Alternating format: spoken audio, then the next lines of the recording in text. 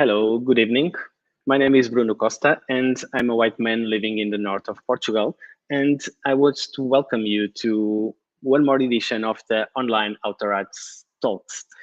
I want to thank you that are seeing us in that side, also our guests that I will present you in some moments, and our founders that supports the project to happen. Our topic for this evening is European cultural identity and outdoor arts, and we are focused on European values and solidarity as central issues for the international dimension of artistic expression. The public space represents an added value platform for the dissemination of the principles that guide the European cultural identity process.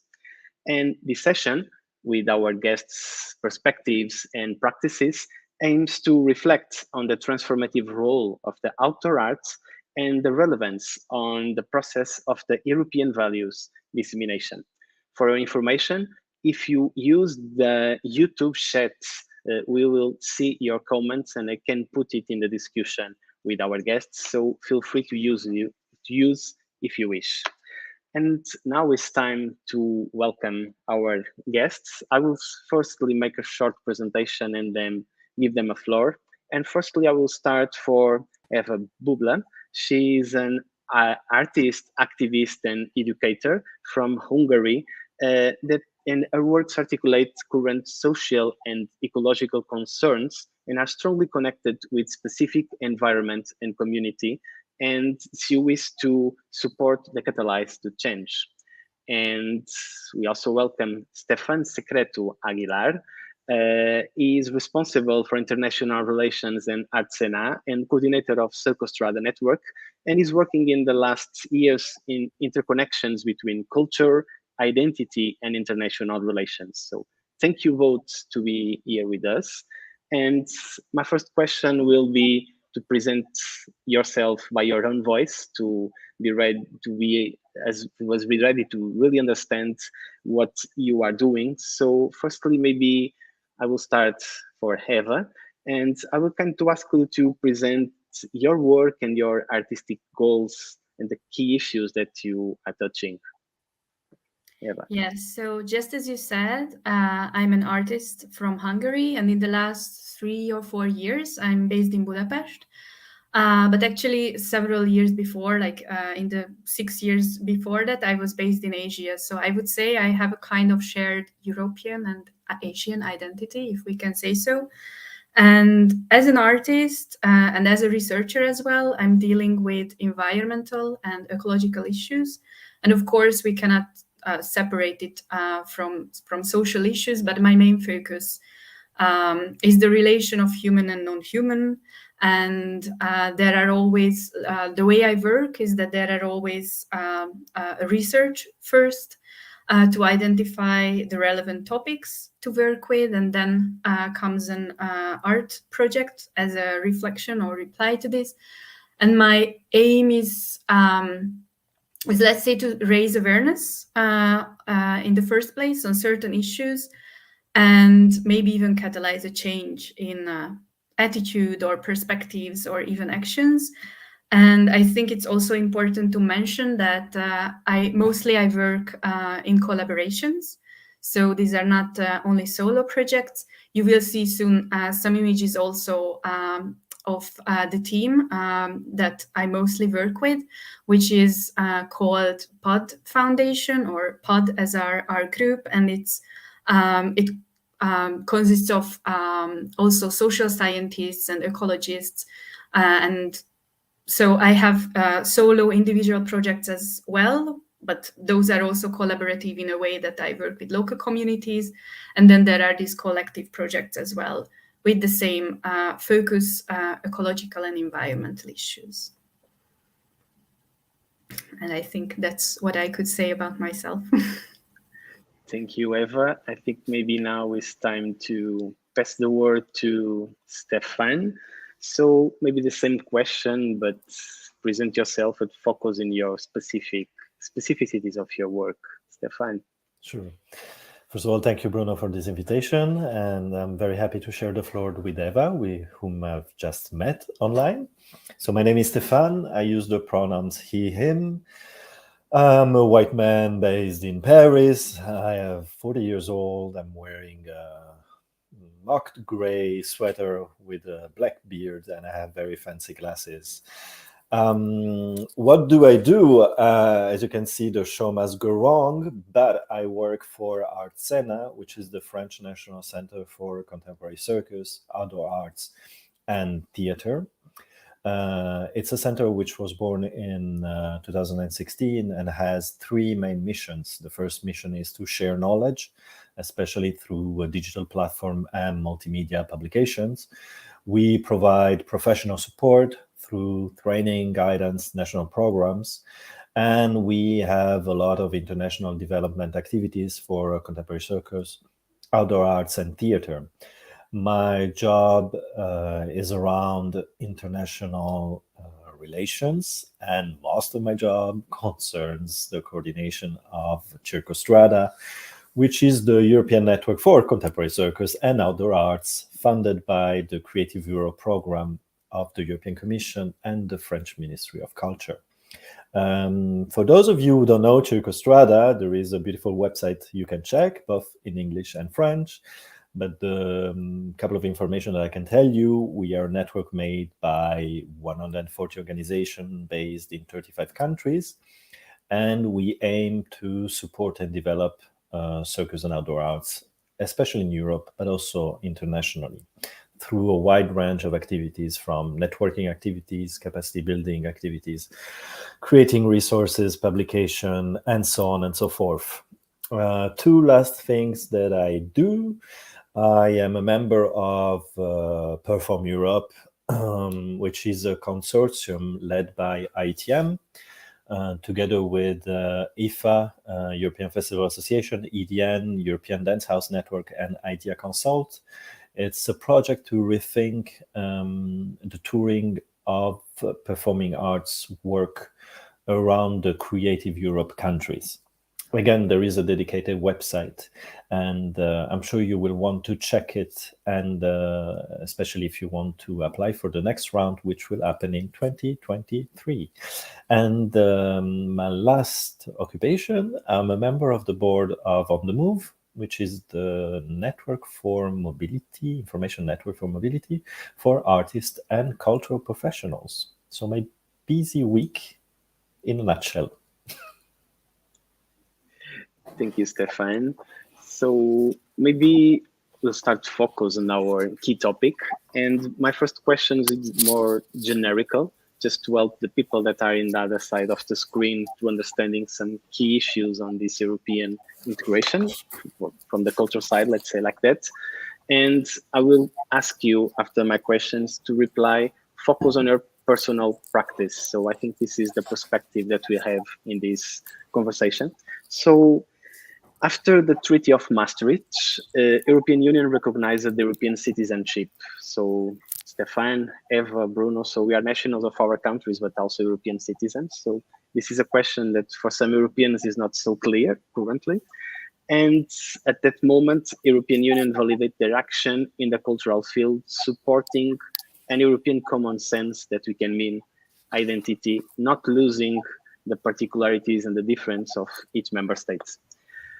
In 2000, so 22 years ago, the European Union launched a motto, United in Diversity.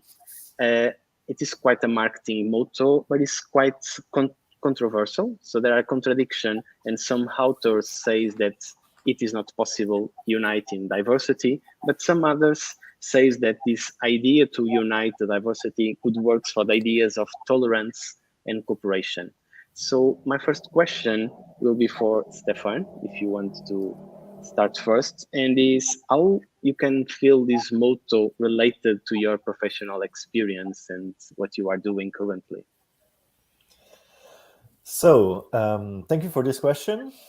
It's of course it's a hard one, and there are three things that comes to mind immediately. The first thing when I hear the motto United in Diversity is to think that unity without uniformity, and also to think about diversity without fragmentation. And there is a basic, obvious concept that behind this motto, there is the understanding that diversity enriches human interactions.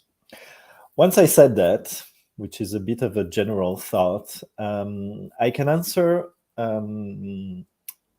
can give you a threefold answer. If I look at my personal experience, I can say that I am plurinational. I am French, but I'm also Italian and Spanish. And that at different stages in my life, I felt maybe a little bit more French, a little bit more Italian, a little bit more Spanish, and it will keep changing in the future.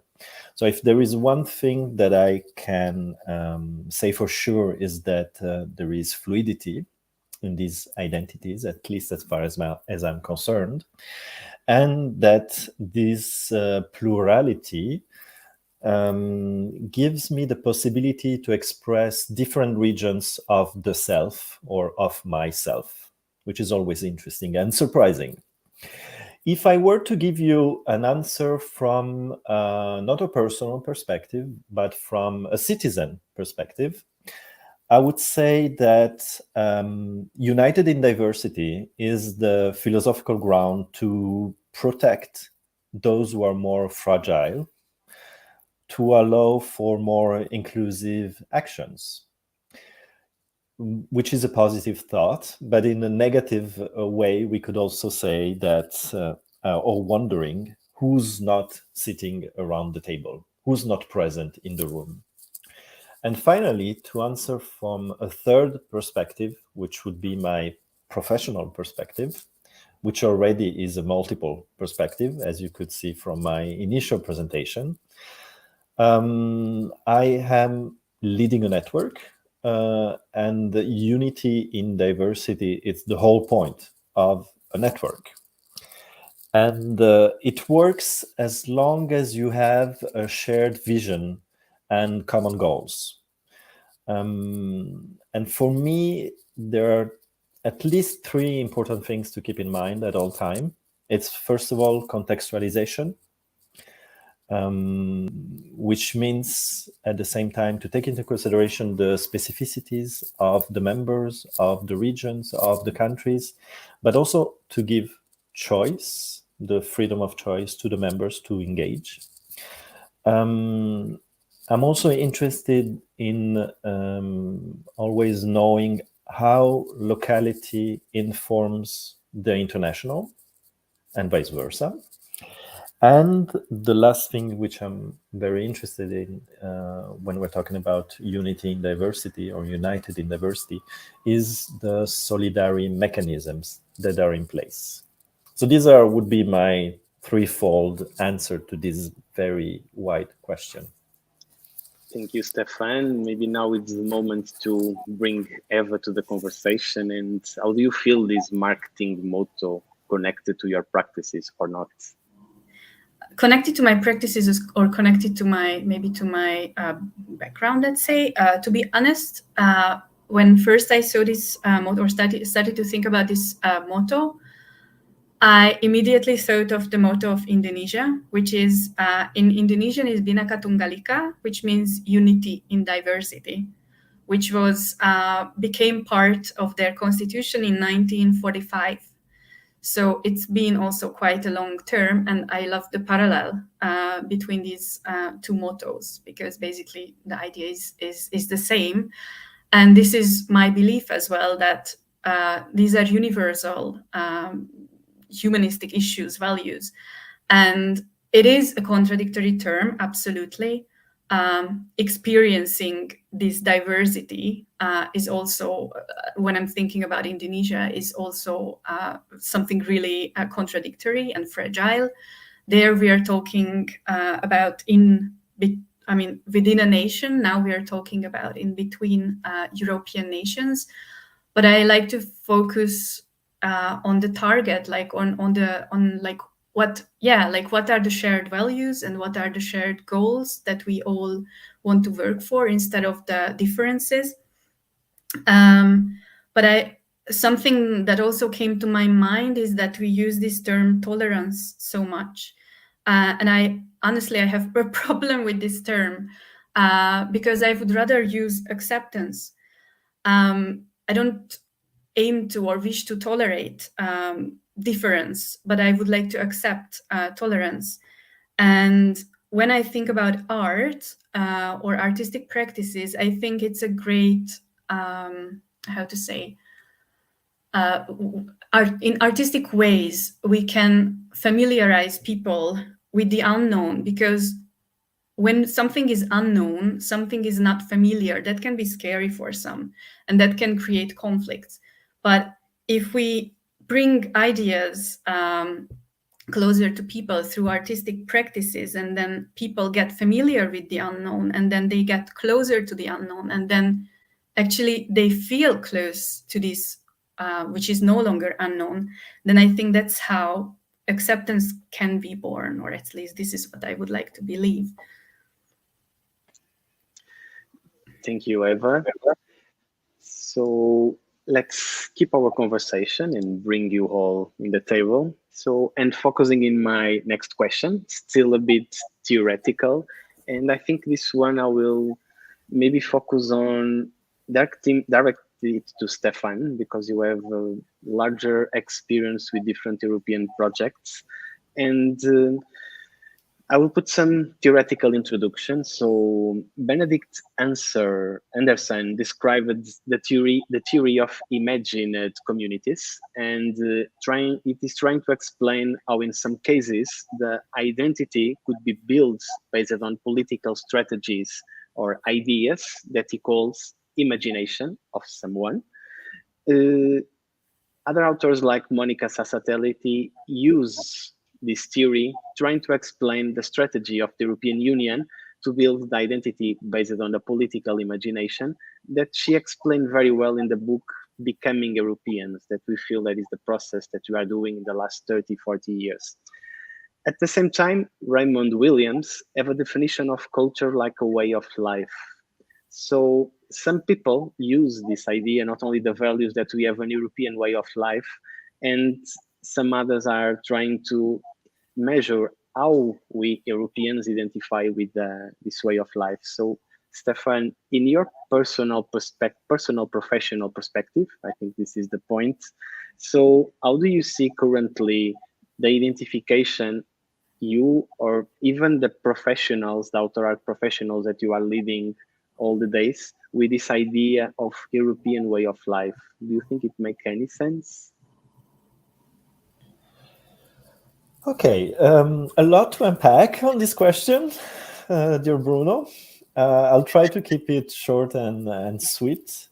We'll start with the obvious, that today's political discourse around a supposed European way of life is it's a very ambiguous expression, in a way that it is used to say paradoxical things, you know. And according to who's speaking, it carries different meanings. So it's always a treacherous expression, although we might have a different understanding. If I have to answer again with a threefold answer, like I did before, and bouncing on what Eva was saying in her answer, from a very personal perspective, when I think about culture as a way of life, or the European way of life, from a personal perspective, is just acceptance. For me, it's to be who I am, wherever I want, wherever I am, with whoever I am with. So I know it comes with a privilege, and the fact that I hold a European passport doesn't necessarily give me this acceptance in every European region or country. But again, we can discuss this later eventually.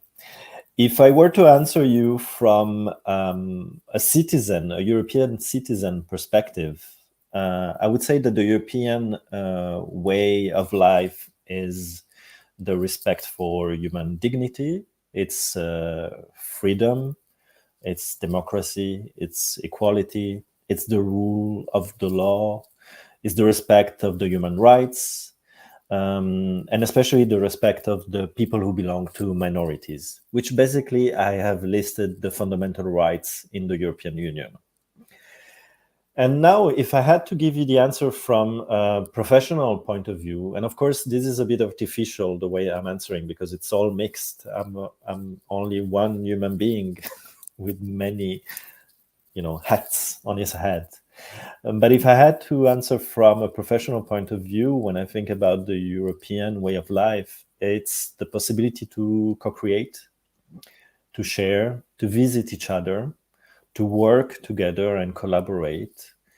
For me, it's the intersection between individual interest and collective interest. It's how you make good use of public money.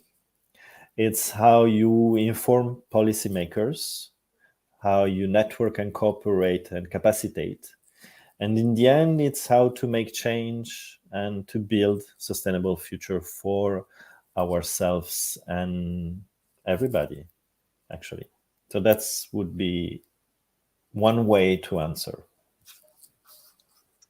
Thank you, Stefan. And you already introduced, thank you so much, the European values, so that you already listed, so I will not say it again. And I think it could be a good starting point for the next question that I wish to firstly direct to Eva. So it's bringing in another author, and I will promise I will stop this connection with authors and next we go to practical things. Samuel Huntington advocate that the identity policies that some countries are following try to support the finding of groups with the same interests. So even this idea of united in diversity, Stefan already listed values that the European Union promote, like shared and common for this European region, that maybe could be this idea of a group with same something. So Eva, you already checked this list with like freedom, democracy, equality, human rights, the rule of law. Do you share all or some of these values in your artistic practices?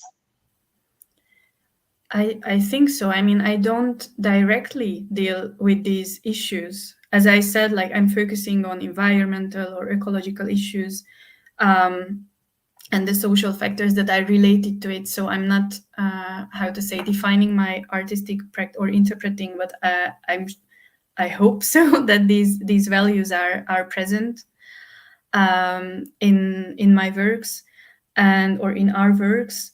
And also something that came to my mind when thinking about, let's say, human rights, like what about the non-human rights? So I would, let's say, broaden, and I think it also belongs, or it is on the palette of the values of the European Union. But I would like to also emphasize that we have to think also, when we think about diversity, I would include non-humans also on the list. And as an artist, I think I am preoccupied by or concerned about creating a relationship or kind of a reconnection between us, humans, and non-humans. And I think I also referred to in the previous reply or thought that, yes, these are all European values, but these are humanistic values. So these are planetary values. And the EU, like the European Union or the European identity is standing up for these values, which is super important, but it goes beyond also. So, Stefan, do you wish to add something on these points of view? Yes, thank you for bringing this living, non-living equation into the discussion. And I totally agree with you. And it's a humanistic plus plus, I would say, because even when we say humanistic, we sort of, reduce the spectrum, even though we don't mean that. And for me, there are two things in what you say that I'm interested is, of course, making sure that people understand and embody this in their daily practice. And I really say people and citizens. I mean, everybody should be aware of this. And also how do we change the legal framework to protect?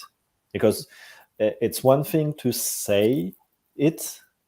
It's one thing to have a legal frame behind to actually protect, enforce, and make sure that the values that we share are actually protected and the citizens are protected. And that's, I think, the challenge that has been the construction of the European Union so far, and it's keep going. So for me, it's really the question of what I wanted to answer when I thought about this question this afternoon is really how we say in English, to talk the walk and to walk the talk. And it's really to be coherent and cohesive to whatever you say and whatever you do, and be humble, be transparent, learn from your mistakes and share them actually. And the way I see it, and maybe again I'm going to introduce other questions, but we probably won't solve through our practice world hunger. We may not be able to solve the war in Ukraine ourselves, but performing arts, and especially outdoor arts, can spearhead change. They can connect us in ways and places and moments where we wouldn't be able to do otherwise. And I like to think that we are at the forefront of innovation and inspiration. Sometimes we're not, but I like to think that we are, and sometimes we really are. And we should, really be bold about it and to say it and advocate it and advocate for ourselves, because at least in the COVID period, which is somehow we're still in it, and some regions of the world are still very much into it. When I think about a city like Shanghai of 20 million people, where was the place of art and culture in many of our societies? And that's another topic for another conference, probably. But I would add something to it, because you mentioned, we cannot solve, by our artistic practice, we cannot solve, unfortunately, world hunger or the war in Ukraine. But as I said in the introduction, my topic, because I'm doing also a PhD studies at the Hungarian University of Fine Arts, and my topic is this art as a catalyst. And I'm observing artistic methodologies and strategies that can function as a catalyst. And I no longer have the illusion that I can solve world hunger, but I do believe that that art can function as a catalyst, that we can create a conversation, discussion on, raise awareness on certain issues, to trigger a discussion or a debate, maybe even offer alternatives, because we can offer alternative perspectives, attitudes, which can have an effect on our, I don't exactly know what is the English term for it, but our environmental competencies. That's what we say in Hungarian.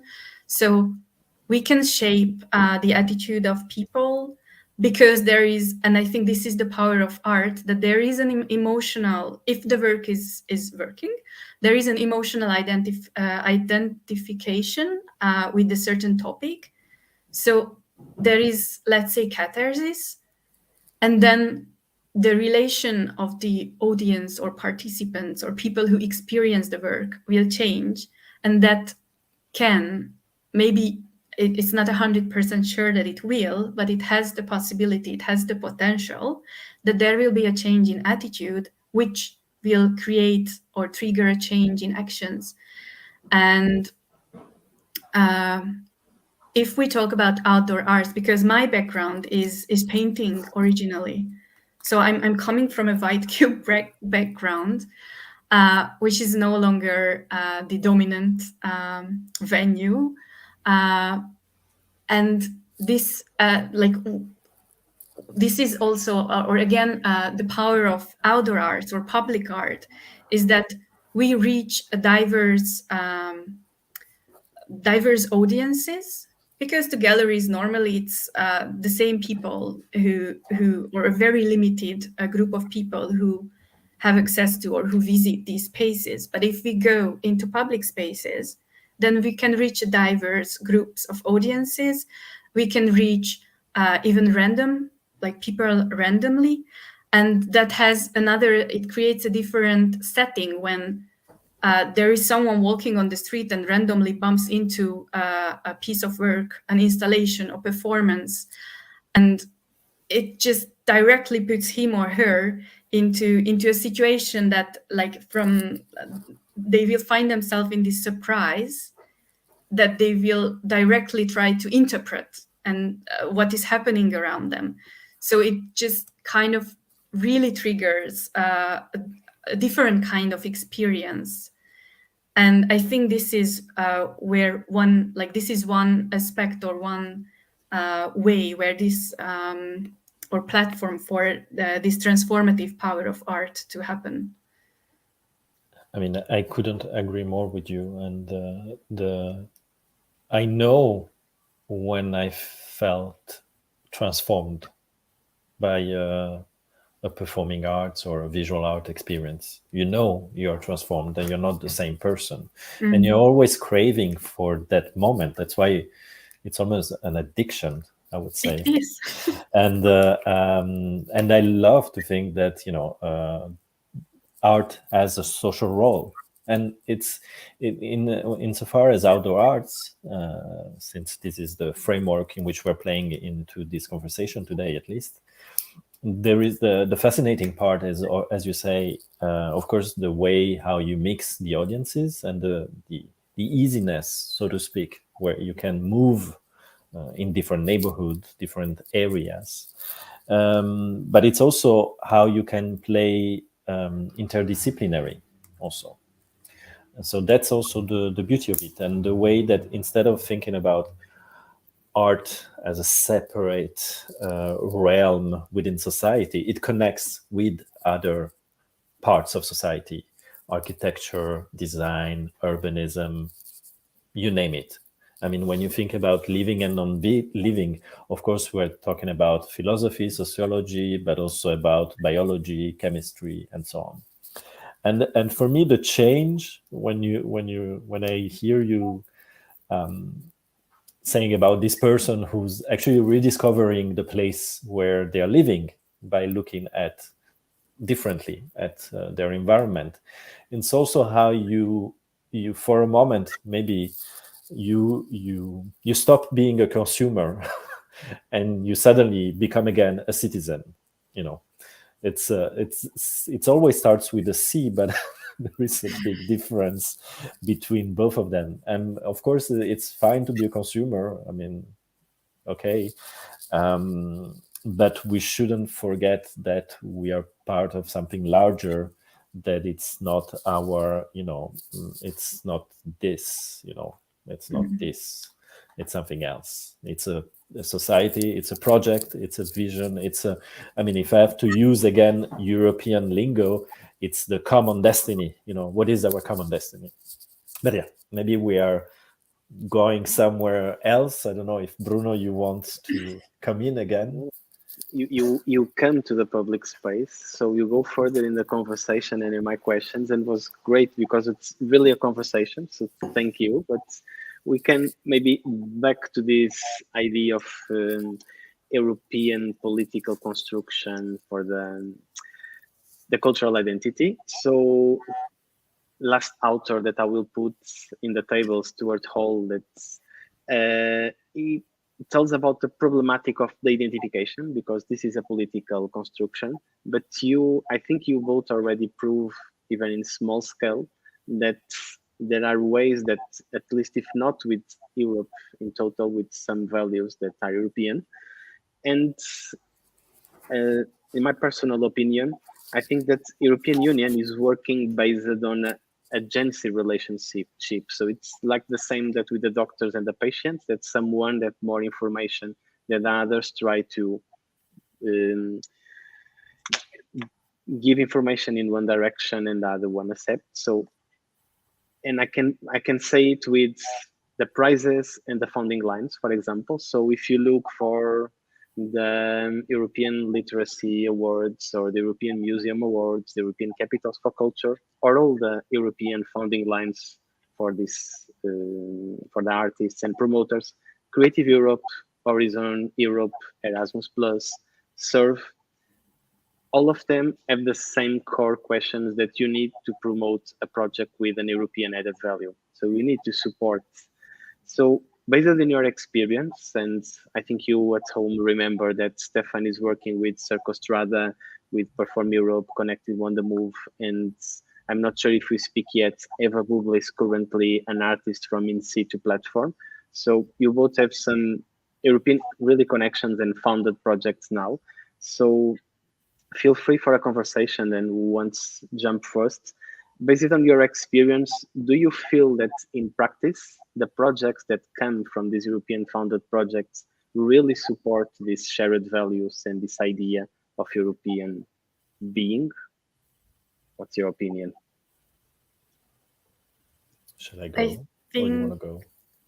I can go, but you Go. can go. Go. Yeah, because Bruno, you mentioned In Situ, so I just directly started thinking about it because 2 or 3 weeks ago we had our artistic laboratory in Budapest, actually, with the In Situ partners.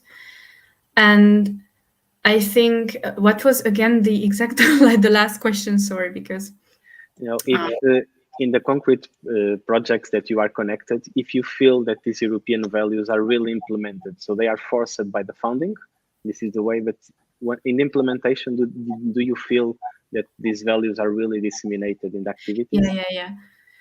Yeah, what I wanted to say is that what I find interesting is that we are exploring these values. So what you need to know about In Situ, I mean, those who are new to this, it's a network of, I hope I'm correct, 19 public art festivals, mostly from Europe, but there is also one from the United States, and I'm the associate artist of the Hungarian partner. And in this project, we have this project Uncommon Spaces, which is running for 4 years. And there are artists, associate artists, and there are also associate citizens.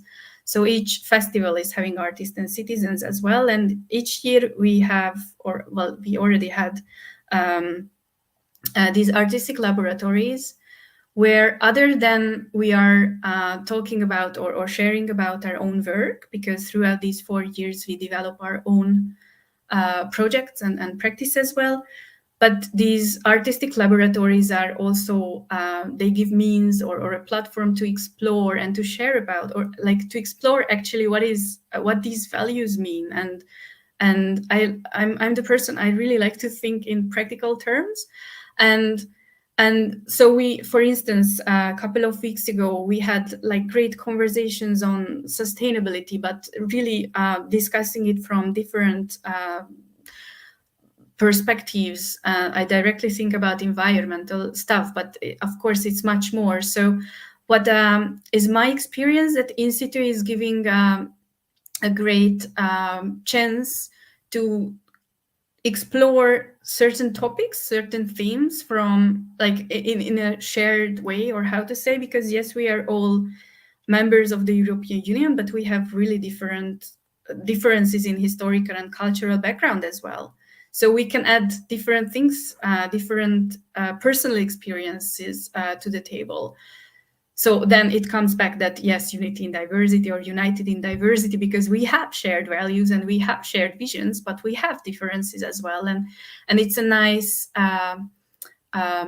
framework to explore it together.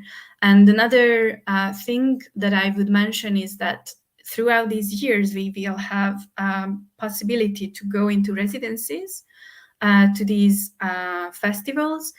And already it's visible that there will be group residencies as well. And I'm really curious what will come out of those group residencies. These will be research residencies, because I would be totally happy to work on projects together as well, other than these theoretical discussions. like how we, because there are artists who are dealing with quite similar issues, but with different methods and language. But I think also the potential in these shared residencies is that we can create, we can come up together with something, and what that something will be when we have these diverse backgrounds. That's an interesting question for me to explore. I would like to take a step just before the question and say that if there was no direct funding for cultural projects from the European Union, this project wouldn't exist. Let's just say that. Let's be very clear. In situ, Uncommon Spaces, Circostrada, Circus Next, and all the others, they wouldn't be able to thrive the way they do or we do without this specific line, especially for networks, because there are no funding line for networks, transnational networks, unless you go through project-based foundations in visual arts, but in performing arts is very difficult. And if there was no support, basically we would be very informal, very hard to track, very hard to actually have somebody working on it on the long term. So let's acknowledge that and thank that our taxes pay for this. I'm very happy to pay for this, actually. And to build on what you were saying about exploring, it's exactly what we do. We explore, we experiment, we test, we grow as individual, but as organizations. And in the end, for me, throughout the years, what we become, both the projects themselves and the people who have been part of this project, and by people, because, you know, especially in Uncommon Spaces, it's artistic director, artists, and citizens. So it's people. We become ambassadors for these values. Unconsciously or not, we develop so many intercultural skills and connections, and, you know, we share them. And that's, for me, the most difficult part and the most interesting thing is how can you share whatever you have experienced with your team, with your colleagues, with your stakeholders, because it's not easy. If I wasn't part of the Budapest workshop, I heard about it. How was it? What did it, you know, and many things actually happened outside of the workshop. I know it's at lunch, it's at dinner, it's at breakfast, and I'm not even starting on the party. So, you know, it's how you actually, you know, develop these, you know, we like to think ourselves as friends. Maybe it's a bit different because it's still work, but still this relationship, you know, they nurture us, but how can we nurture back?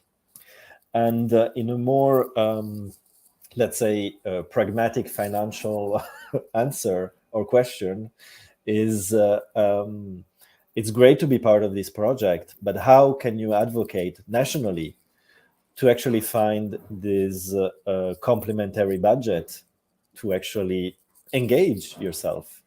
Not every country, you know, goes to the ministry and say, oh, I've just got an acceptance letter from this project and I need 30,000 euros. Can you say yes?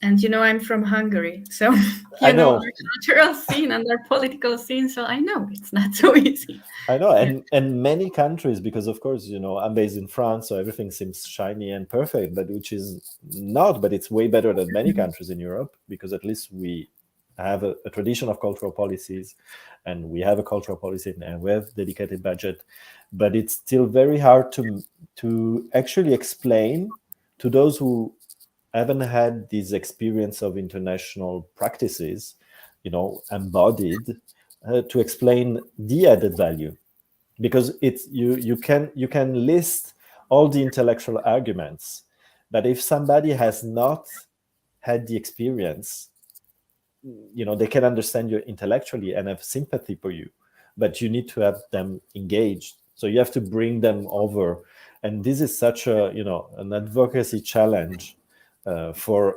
everybody, artists, artistic organization, and so on. And yeah, it's a tough job on the long term, I would say.